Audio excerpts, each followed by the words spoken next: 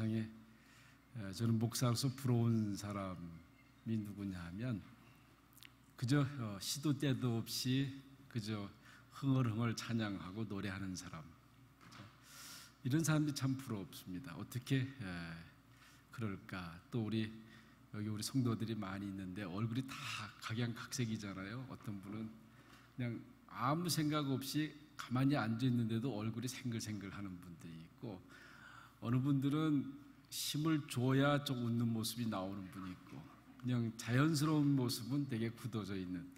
근데 정말 부러운 사람이 어떤 사람이에요? 그냥 아무 생각 없는데 그냥 얼굴이 싱글싱글 이렇게 늘 웃는 이렇게 모습. 참 부러워요. 어떻게 복도 많지, 어떻게 저렇게 태어났을까? 저는 아침에 나올 때 사실 매일 아침에 거울 앞에서 일단 얼굴 근육 운동을 한번 해요. 웃는 연습을 한 2분 정도 해요. 그렇게 해서 얼굴 근육을 풀어주고, 오늘도 가면 성도들 앞에서 웃는 모습을 해야지. 그런데 아무 생각 없으면 딱 굳어져 있어요. 목사로서 사실은 참 약점이죠. 목사가 정말 누구를 봐도 얼굴이 생글생글하고 반갑게 맞아주고 해야 되는데 그렇지 않은 거죠. 그래서 어느 분은 그래요. 목사님 화가 나는 건지 화가 안 난 건지 잘 모르겠다고 전부터 좀 표시를 좀 확실히 해달라고 하는데, 생긴 게 그러니 어떻게 하겠습니까? 아마 여기 앉아있는 분들 가운데 저 같은 분들도 있을 거예요. 좀 생글생글 좀 웃고 싶은데 그냥 태어날 때부터 생긴 모습이 굳어져 있어서 되게 마이너스 점수를 받는 경우도 참 많이 있을 거예요. 그렇지만 속은 그렇지 않다고 생각이 됩니다. 속에는 늘 감사하고 고맙고 기쁘고 그럴 거라고 생각이 돼요. 오늘 그 본문에 기뻐하고 즐거워하라 12절에 그렇게 되어 있지 않습니까? 기뻐하고 즐거워하라. 조금 반복적인 의미는 있지만 사실은 원 단어의 원 뜻은 조금 차이가 있어요. 그 기뻐한다고 하는 말은 좀 수동적이고 소극적 의미가 있습니다. 그 말은 뭐냐 하면 어떤 상황에 반사적으로 나타나는 모습이에요. 어떤 상황이 생겼을 때 상황에 의해서 내가 기뻐하는 것. 사도 바울이 로마 감옥에 있을 때 빌립보 교회에 편지 쓰면서 기뻐하라, 내가 다시 말하노니 기뻐하라 라고 하는 그 말씀은 어떤 의미에서 이 말하고 똑같아요. 감옥에 갇힌 그런 악조건 속에서도 기뻐함으로 반응을 하라, 그런 말이에요. 기뻐함으로. 이건 다분히 의도적인 게 있고 의식적인 게 있죠. 우리가 살아가면서 많은 경우에 그렇습니다. 어떤 나에게 원하지 않는 사건이 부딪혔을 때 그것을 기쁨으로 바꿀 수 있는 그런 능력, 이것이 바로 기독교인들이 가지고 있는 거예요. 그걸 기쁨으로 바꿀 수 있는 능력. 세상 사람은 이게 쉽지 않아요. 그러나 우리 예수 믿는 사람들만큼은 적어도 그걸 기쁨으로 바꿔서 기쁨으로 해석해서 고백할 수 있는 거죠. 그게 상황에 따라 반응하는 거죠.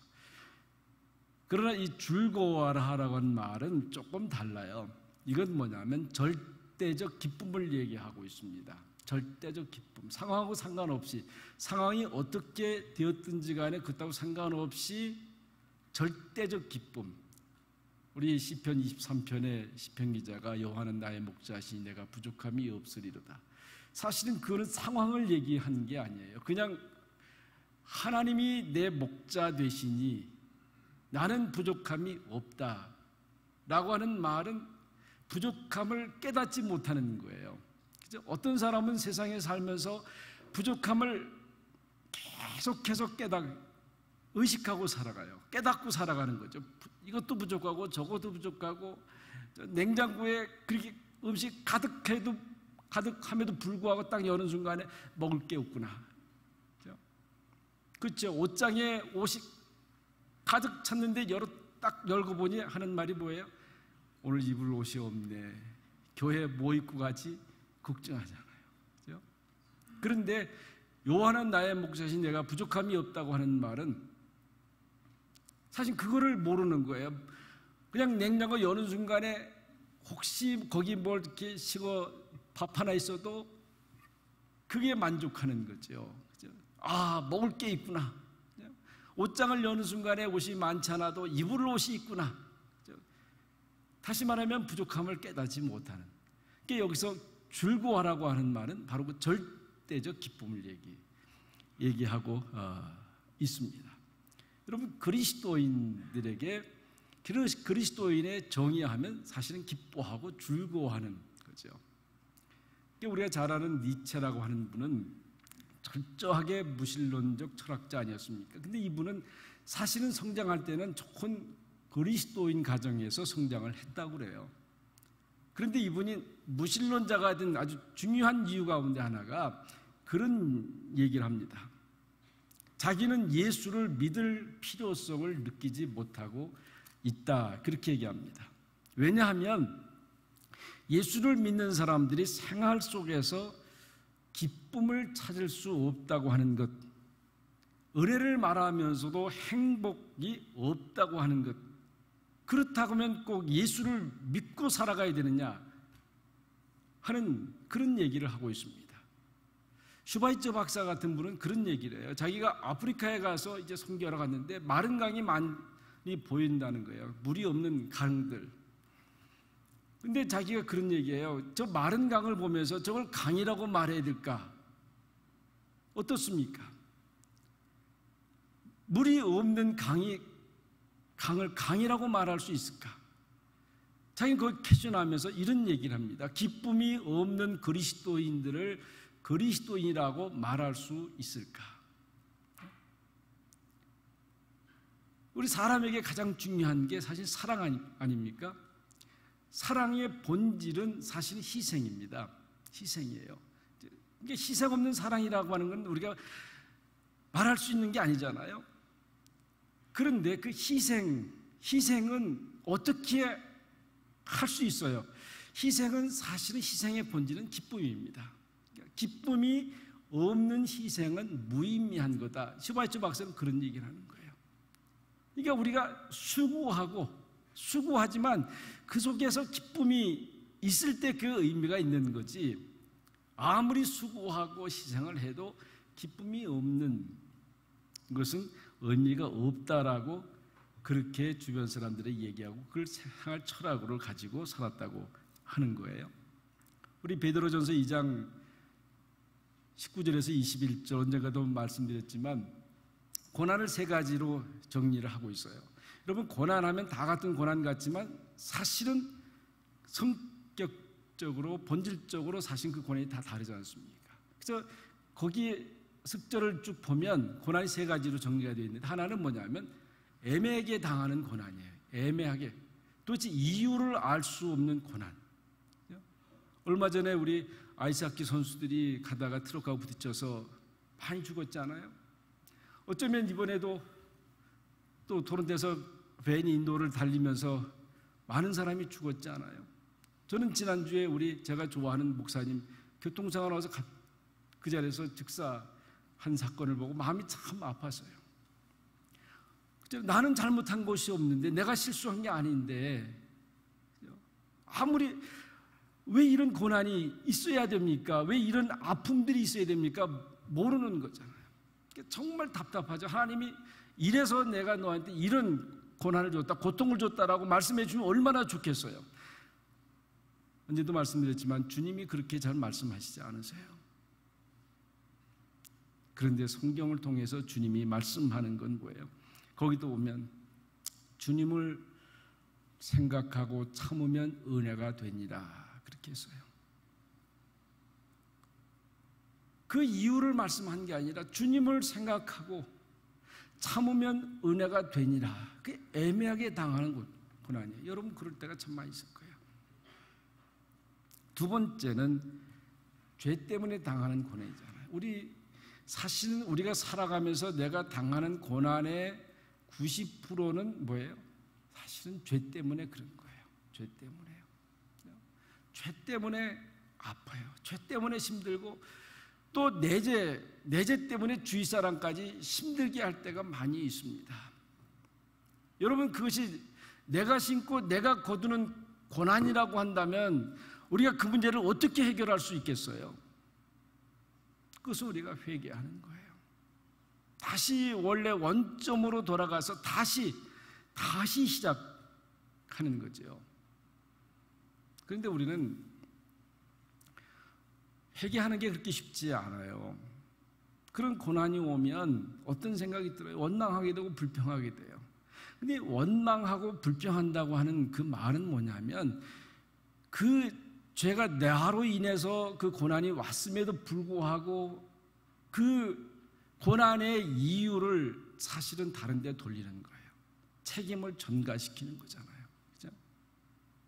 어떤 상황 때문에 내가 지금 고난이 왔고, 누구 때문에 고난이 왔고, 그게 원망과 불평으로 나오는 거예요. 여러분, 내 죄로 오는 고난이라고 한다면 우리는 하나님 앞에 나와서 참으로 무릎 꿇고 눈물을 흘리면서 회개해야 되는 게 마땅한 거예요.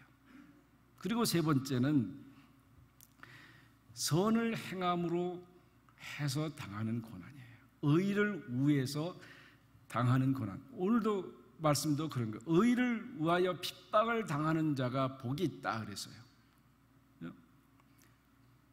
근데 이 선을 위해서 당하는 고난은 어떤 고난이에요? 다 보면 자발적이고 자원적이고 내가 택해서 하는 고난이에요.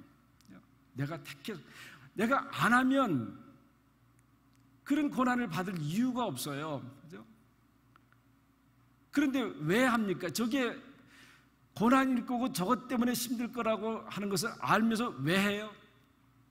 그것이 옳은 일이니까 하는 거예요. 그것이 선한 일이니까 하는 거예요. 전 복음을 전할 때 그런 말을 했습니다. 죄를 정의하면서 하는 말이 그런 거예요.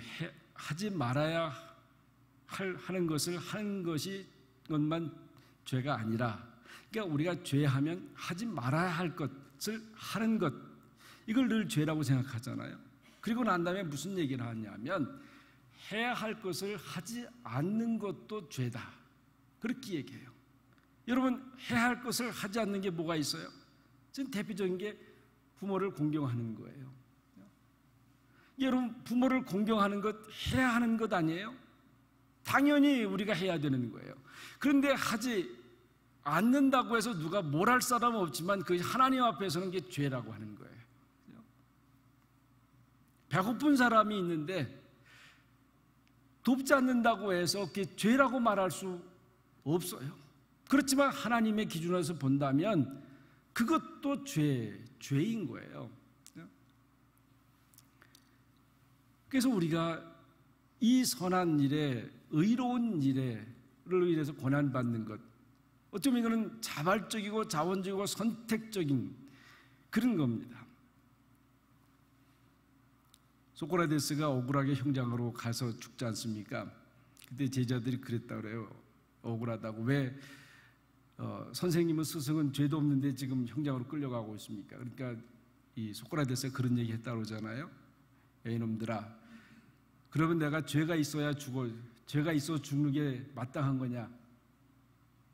죄가 있어 죽는 게 마땅하냐 이죠. 이러면 어떠세요? 어떤 게 더 좋습니까? 죄가 없어도 억울하게 죽는 게 좋습니까? 죄가 있어서 죽는 게 좋습니까? 이왕 죽으려면 죄를 짓고 죽는 게 낫겠어요? 여러분, 죄를 짓고 죽는 거는 사실은 그게 억울한 거 아니에요? 그렇죠?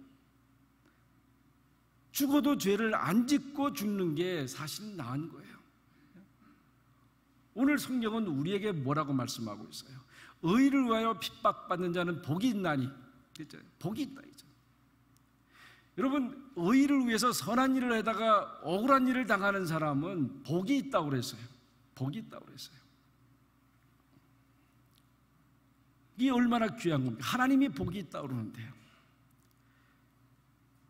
적어도 하나님이 우리에게 복을 주시는 것은 바로 그 고난에 대한 복을 주시는 거예요.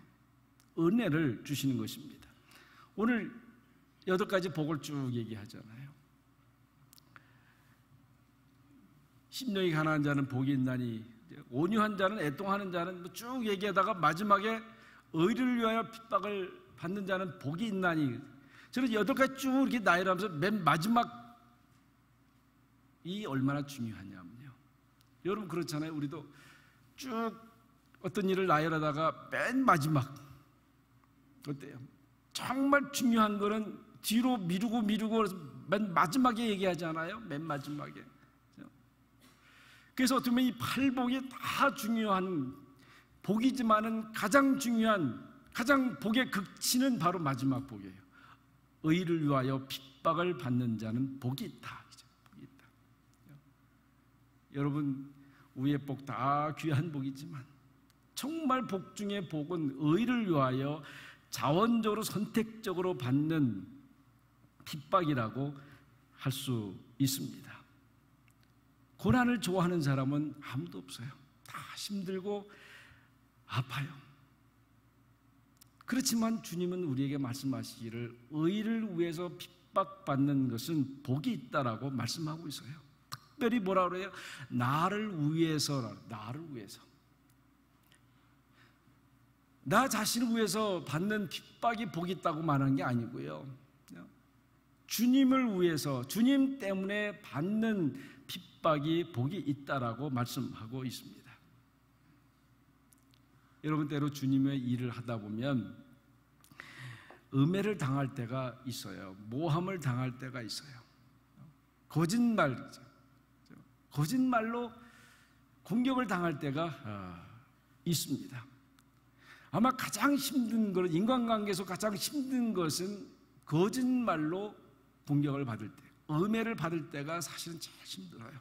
그걸 어떻게 말로 변명할 수 있는 게 아니죠. 그야말로 그것만큼 답답한 게 없을 때 하나님은 우리에게 뭐라고 말씀하세요?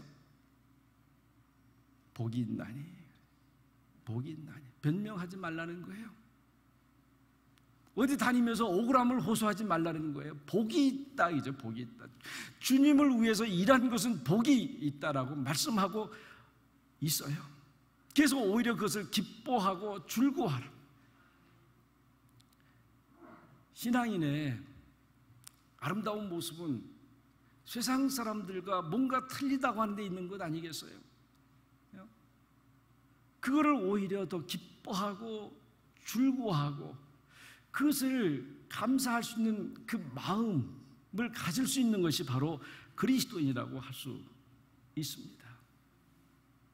그래서 오늘 본문에도 그런 말씀하지 않아요? 11절에 나로 말미암아 너희를 욕하고 박해하고 거짓으로 너희를 거슬려 모든 악한 말을 할 때는 너희에게 복이 있다. 여러분, 이 복은 다른 사람에게 하고 나누는 것보다요, 나 혼자 신비하게 가지고 있는 게 훨씬 더 좋아요. 그 복을 자기만이 누릴 수 있으면 훨씬 더 귀할 수 있습니다. 그래서 여러분, 혹시 그렇게 할 수 있으면 좋을지 모르겠어요.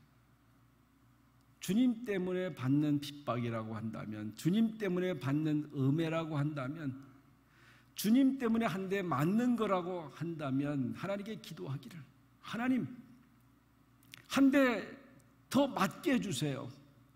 그렇잖아요. 하나님 한 소리 더 억울하지만 듣게 해주세요. 왜요? 그게 복이라고 했으니까요. 그렇죠? 복이라고 했으니까. 그것이 하늘나라의 보화로 쌓인다고 했으니 하나님 한 대 더 맡게 해주세요. 그래서 주님이 그렇게 말씀하시는지 모르겠어요. 왼밤 두드려 맞으면 오른밤도 돌려대라.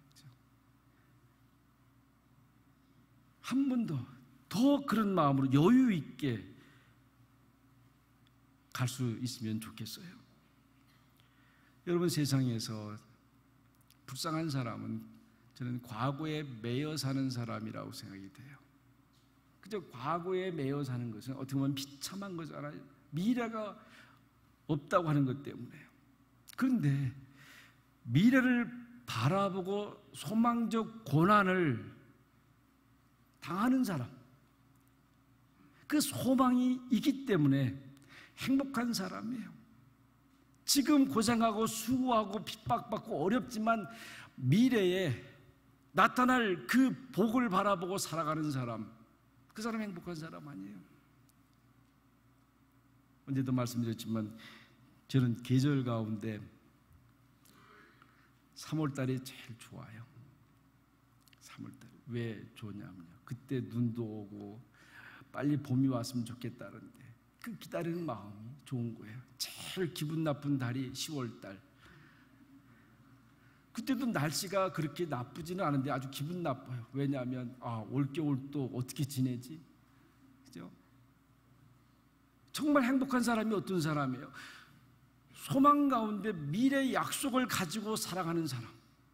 그렇기 때문에 핍박을 받아도 그걸 기뻐하고 즐거워할 수 있는 거 아니겠어요? 우리 인간의 세계도 그런 게 있습니다. 고생을 많이 해요. 고생할 때 힘들고 어려워요. 그렇지만 고생이 다 끝나면 훈장 하나 달았다. 훈장 하나 달았다. 저는 정치 생활을 안 했지만 총학생회장 할 때 같이 운동을 했어요. 근데 그 총학생 회장 선거할 때 이미 몇 사람들은 아예 정치 세계로 나갈 것을 생각하고 준비해서 하는 친구들이 몇 있었어요. 근데 이 친구들 하는 말이 적어도 정치하려면 훈장을 몇 개 달아야 되는데 그 훈장이 뭔지 아세요? 감옥 가는 거예요. 감옥 가는 거. 이게 감옥 몇 번 들락날락해야 정치할 수 있다 그랬어요. 이게 훈장이죠. 여러분, 우리 고난이 그런 거 아닙니까? 고난은 당하면 당할수록 미래에 대한 소망이 더 강해져요. 그 미래에 대한 소망이 확실하게 보이면 우리는 그걸 불평하지 않아요. 감사함으로 받을 수 있어요.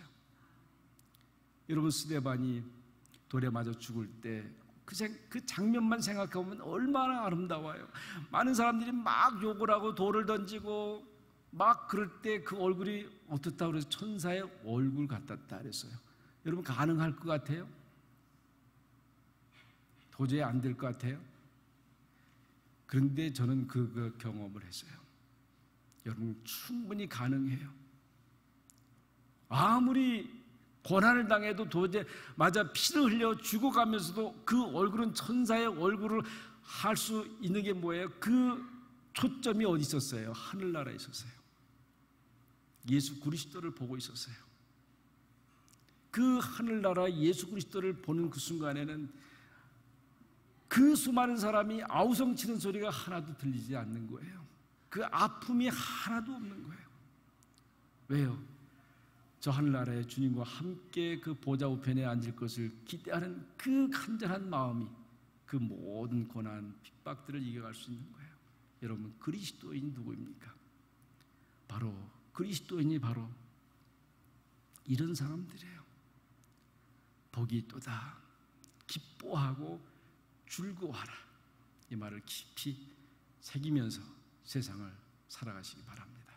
기도하겠습니다. 하나님 아버지, 감사합니다. 오늘도 우리에게 귀한 말씀을 주셨습니다. 정말 귀한 복은 의를 위하여 핍박받는 자라고 말씀했습니다. 이것은 바로 자원적이고 자발적이고 또 선택적이기 때문에 그렇습니다. 하나님 아버지, 우리가 이 땅에서 살아가면서 의를 위하여 자원적으로 핍박을 받는 그 축복된 삶을 살아가는 성도들이 되게 해 주옵소서. 예수님의 이름으로 간절히 기도하옵나이다. 아멘.